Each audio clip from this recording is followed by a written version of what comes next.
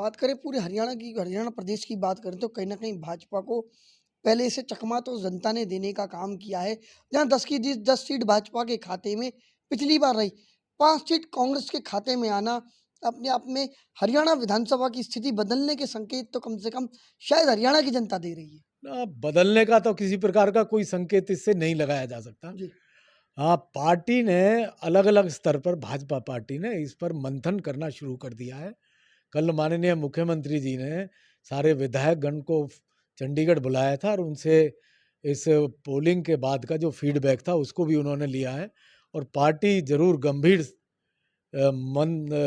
मंत्रणा करेगी और जो भी पार्टी में हम कमी समझते हैं कि उन चीज़ों को चिन्हित किया जाएगा और विधानसभा का जो चुनाव है उसको निश्चित तौर पर बड़े मजबूती के साथ लड़ा जाएगा और ये भी एक इतिहास रहेगा।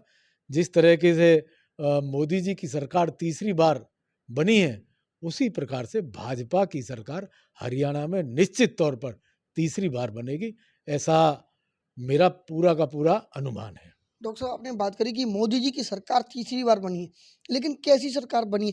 जब पिछली दोनों बार पूर्ण बहुमत से भाजपा की सरकार बनी, इस बार तो भाजपा को बहुमत नहीं मिला, 242 सीटों पर भाजपा सिमट गई। अन्य दलों का सहारा भाजपा को लेना पड़ रहा है।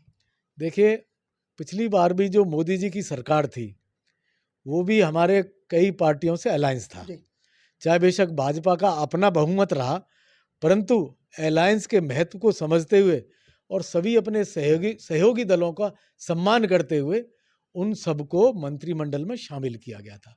वह हमारे पुराने साथी हैं। मोदी सरकार नंबर 1 में भी वो हमारे साथी थे और उनको मंत्रिमंडल में प्रतिनिधित्व मिला था। मोदी सरकार 2 में भी हमारे जितने भी अलायंस पार्टीज थी, उनको भी वहाँ पर प्रतिनिधित्व मिला था। आज भी एनडीए ने मिलकर जो जी, बहुमत प्राप्त किया है, 292 हमारी सीटें आई हैं, जी, यह भी जो 272 का आंकड़ा होता है, उससे काफ़ी ऊपर है। अब कांग्रेस को ही देख लीजिए, कांग्रेस तो 100 का आंकड़ा भी पार नहीं कर पाई। 44 थे, 44 से 99 हुए। 99 से पता नहीं, मेरे को तो लगता है जिस हिसाब से इनकी स्पीड बढ़ रही है, उस हिसाब से तो अभी 2 योजना इनको कम से कम और लगेंगी आंकड़े को छूने के लिए। तो ये जो हमारे साथ में भाजपा के साथ में जो हमारे सहयोगी दल थे, वो पहले भी थे, वो आज भी हैं और उनके सहयोग से मोदी जी की जो तीसरा कार्यकाल है, बड़े बढ़िया तरीके से तीसरा कार्यकाल सरकार का पूरा होगा, ऐसा मैं मानता हूँ। और 272 का जो आंकड़ा होना चाहिए था, हम उससे ऊपर हैं। भाजपा के लिए जो ये फरीदाबाद का सांसद का चुनाव था, बड़ा अच्छा रहा। हम लगभग 1,72,914 वोटों से इस चुनाव को जीते हैं, जो एक बहुत बड़ा संख्या बल है।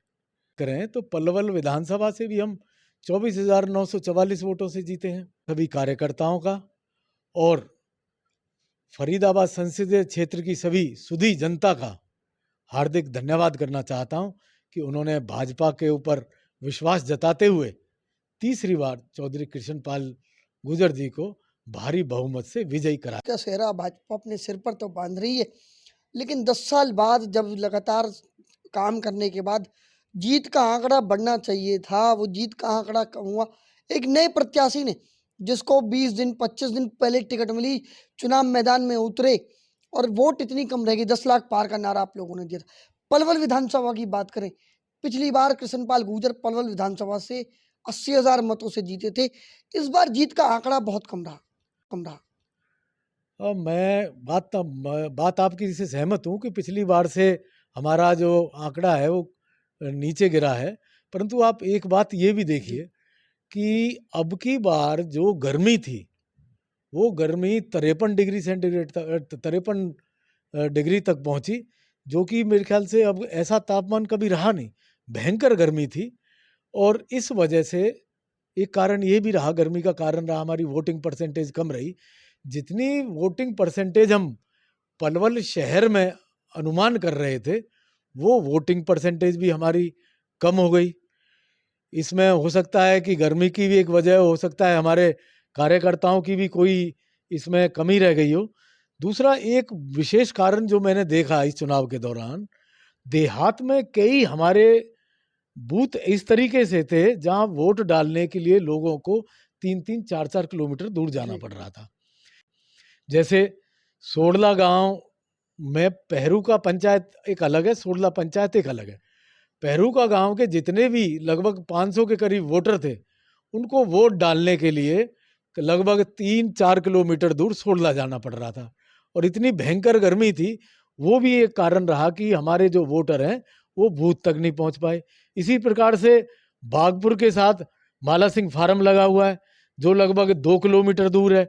माला सिंह फार्म की जितनी भी या सुनहरी का नगला लगा हुआ है, ये जितनी भी वोटें थी, ये सारी की सारी बागपुर डलने के लिए आई। तो ये जो आवागमन में असुविधा जो कुछ भी उस समय रही हो, ये भी एक कारण रहा है हमारा कि हमारी वोटिंग परसेंटेज कम हुई। इसलिए हमारा जो ये मार्जिन था, वो पिछले मुकाबले में कम हो गया। परंतु फिर भी मैं एक बात कहना चाहता हूँ कि पूरे के पूरे पार्लियामेंट में 1,72,914 वोटों की जो जीत है, ये अपने आप में एक बहुत बड़ी जीत है। इस आंकड़े को भी हम किसी प्रकार से कम नहीं मान सकते। यह सब हमारे कार्यकर्ताओं की मेहनत रही है और हमारे जितने भी सुधी मतदाता हैं, उन्होंने जो भाजपा में विश्वास प्रकट किया है, उसके लिए मैं पुनः उनका आभार व्यक्त करना चाहता हूँ।